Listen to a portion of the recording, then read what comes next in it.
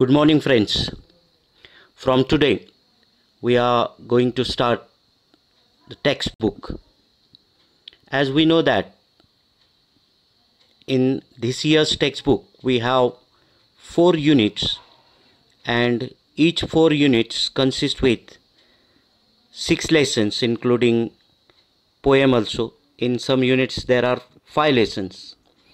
So, let's start the first unit and the first poem, A Teenager's Prayer. First of all, let's see what is meant by teenager.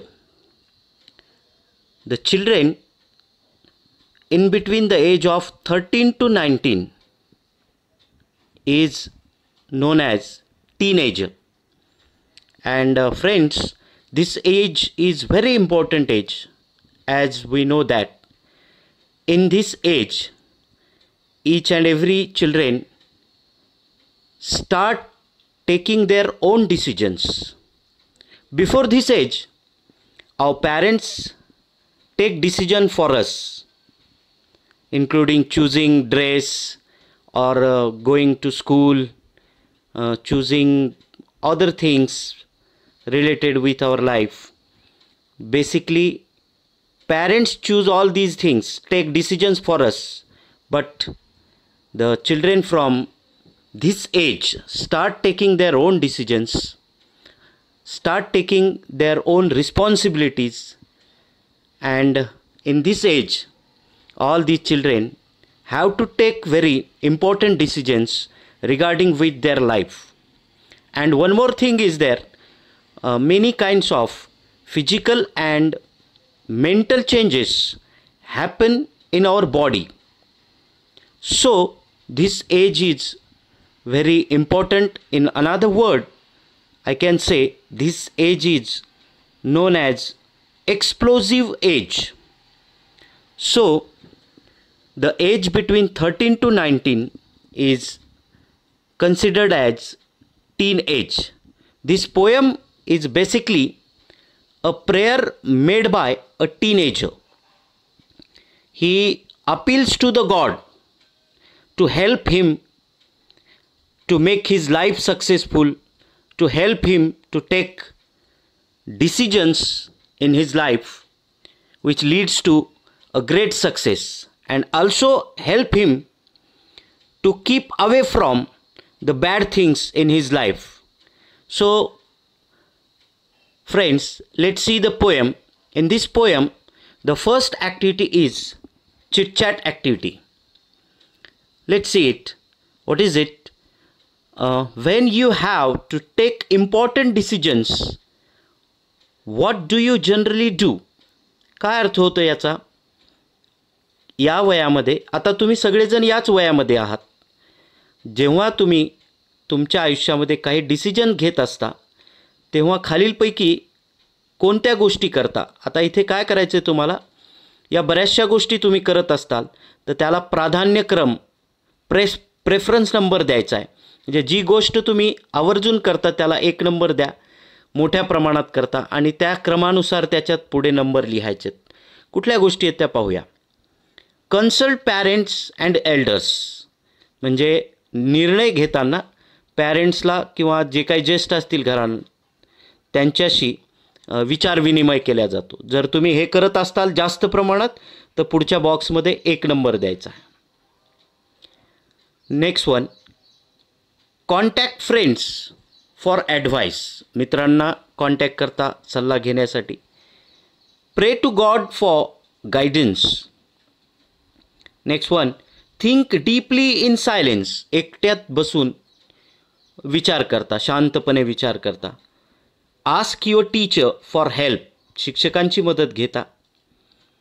Toss a coin to decide, किंवा एखादी coin toss करता, जसे की शोले चित्रपटामध्ये ते जय वीरू करत होते त्याप्रमाणे, आणि डिसिजन घेता. तर तुम्ही यापैकी ज्या गोष्टी करत असाल त्या गोष्टीच्या समोर तुम्हाला काय करायचं आहे, 1 2 3 असा क्रम द्यायचा आहे. Okay, now let's see the second activity.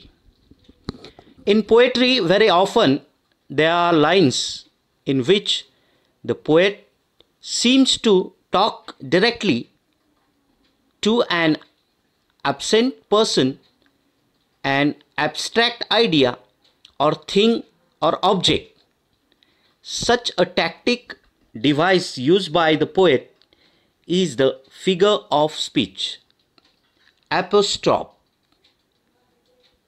तुम्हाला माहिती आहे की आपण कवितेमध्ये खूप मोठ्या प्रमाणामध्ये फिगर्स ऑफ स्पीच वापरत असतो आणि त्यापैकी या कवितेमध्ये जी मोठ्या प्रमाणात वापरलेली फिगर ऑफ स्पीच आहे ती आहे ॲपोस्ट्रॉफ. तर ही केव्हा होते? जेव्हा नॅरेटर किंवा स्पीकर एखाद्या ॲब्सेंट पर्सन जो तिथे उपस्थित नाही आहे, अँड ॲबस्ट्रॅक्ट आयडिया किंवा जी अस्तित्वात नसणारी कल्पना आहे, कल्पनाच म्हणूया ज्याला, किंवा जी गोष्ट अस्तित्वात नाही आहे किंवा नॉन लिव्हिंग थिंग्स या प्रकारच्या गोष्टींना उद्देशून जेव्हा बोलल्या जातं तेव्हा त्या ओळीमध्ये जो फिगर ऑफ स्पीच असतो त्याला ॲपोस्ट्रॉफ असं म्हटलं जातं. याचे काही एक्झाम्पल्स आपण पाहूया. Twinkle twinkle little star. In this line the narrator or the speaker is talking to the stars, and we know that they are not in front of us, they are absent, far away from us. Next one, death, where is thy sting.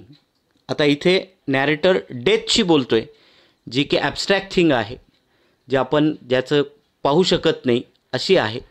म्हणून या ओळीमध्ये पण ॲपोस्ट्रॉफ हा figure of speech वापरलेला. O caveman, I wish I could live with you. आता इथे केवमॅनशी उद्देशून बोललेलं आहे, जो की अस्तित्वात नाही आहे, जी मूर्त संकल्पना नाही आहे, अमूर्त आहे. म्हणून अशा ओळीमध्ये वापरल्या गेलेला फिगर ऑफ स्पीच हा ॲपोस्ट्रॉफ आहे. Now some more examples are given there. Now you have to complete the remaining line. आता इथे काय करायचं आहे तुम्हाला की या कवितेची सुरुवातीची ज्याला उद्देशून बोलतोय ते सुरुवात दिलेली आहे आणि उर्वरित ओळ तुम्ही you have to make your own sentence, म्हणजे तुम्ही तुमची स्वतःची ओळ तयार करायची आणि तिथे ही ॲक्टिव्हिटी काय करायची, कंप्लेंट करायची. O life, how beautiful are you. या प्रकारे this way you have to complete the remaining lines.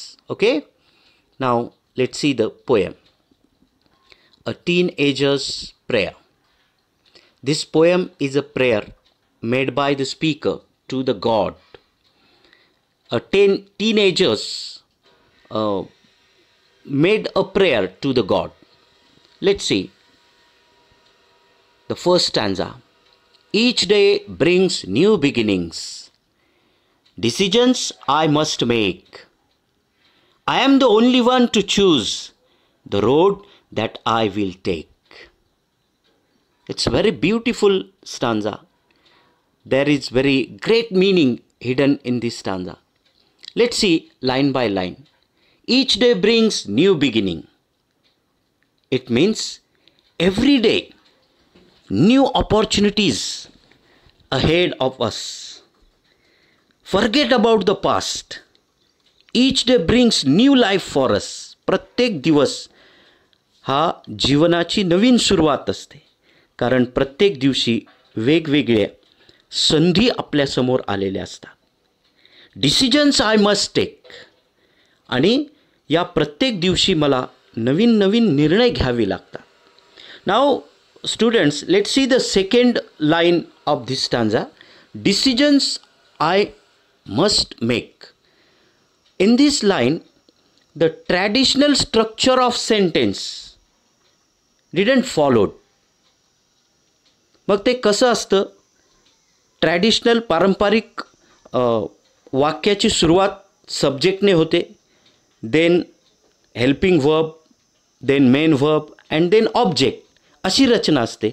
परंतु या ओळीमध्ये ऑब्जेक्ट सुरुवातीला आलेला आहे, त्याच्यानंतर सब्जेक्ट आलेला आहे.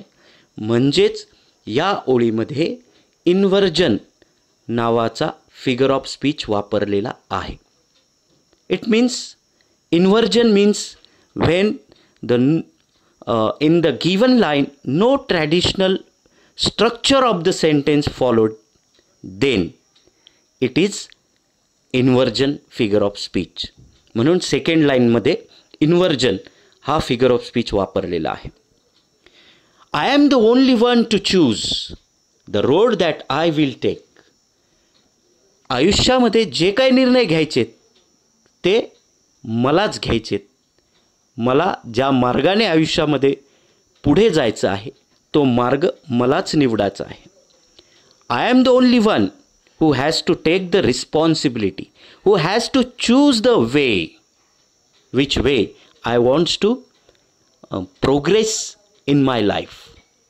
आणि तो रस्ता मलाच निवडायचा आहे. This is the meaning of first stanza. Let's see the second one. I can choose to take the road of life that leads to great success, or travel down the darkened road that leads to great distress. I am the only one who is responsible to take the decisions. I have to choose the road of life. मलाच निवडायचा आहे मार्ग आयुष्याचा. आणि मार्ग कसा निवडायचा आहे? I have to choose the road that leads to great success. असा मार्ग निवडायचा आहे जो मला आयुष्यामध्ये यशस्वी करेल. I have to take the right decisions which leads to a great success in my life. असा निर्णय घ्यायचा आहे, असं मार्ग निवडायचा आहे की ज्याने मला आयुष्यामध्ये यश मिळेल, ग्रेट सक्सेस मिळेल. और ही झाली एक बाजू. दिस is one side of the coin. Now let's see the second one. Or travel down the darkened road. If I take the wrong decision, तर काय होईल? Travel down the darkened road that leads to great distress. If I choose the wrong way, if I take wrong decision, in that case, that wrong decision may leads me to the great failure in my life. This is the meaning of second stanza. Let's see. In the second stanza, in first line, I can choose to take the road of life. याच्यामध्ये road of life, life आणि road या दोघांचं comparison केलेलं आहे. आणि comparison करताना life is a road असं तुलना केलेली आहे. म्हणून या ओळीमध्ये वापरल्या गेलेला फिगर ऑफ स्पीच आहे.